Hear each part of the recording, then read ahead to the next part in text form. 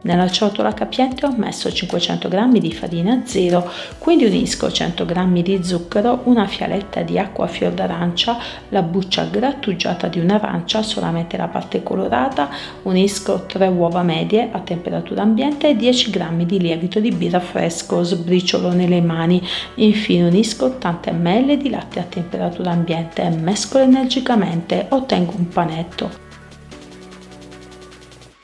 Trasferisco sul piano da lavoro, quindi aggiungo 2 g di sale e 80 g di burro tagliato a tocchetti a temperatura ambiente.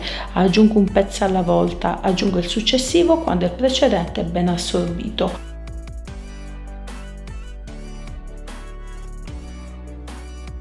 Una volta incorporato tutto il burro, ottengo un panetto liscio e omogeneo. Per lavorare l'impasto si può utilizzare tranquillamente un robot da cucina oppure l'impastatrice. Trasferisco in una ciotola capiente, quindi copro con la pellicola da cucina, lascio lievitare fino al raddoppio. Trascorso questo tempo, sgonfio l'impasto, trasferisco sul piano da lavoro. Effettuo una serie di pieghe, arrotondo nuovamente.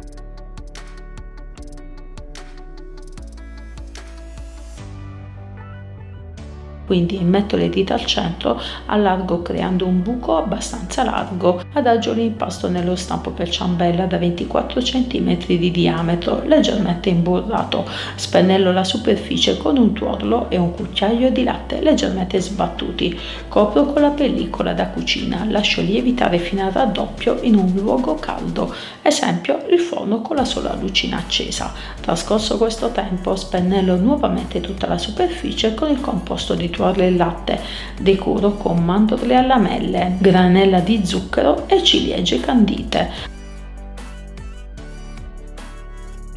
Lascio cuocere in forno già caldo e statico a 170 gradi per circa 30 minuti.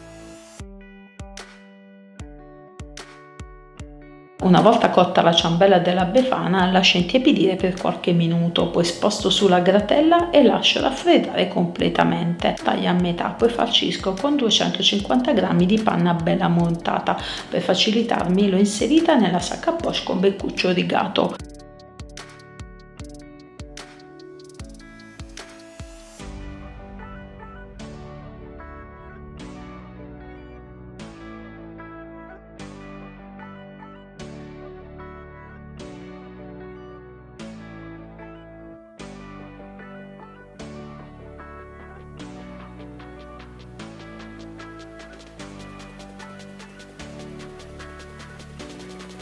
E ora copro con la parte superiore. Ed ecco a voi, miei carissimi amici, la ciambella della Befana, una brioche lievitata tipica della tradizione spagnola. Oltre ad essere di grande effetto scenografico, è morbidissima e molto buona. Provare per credere.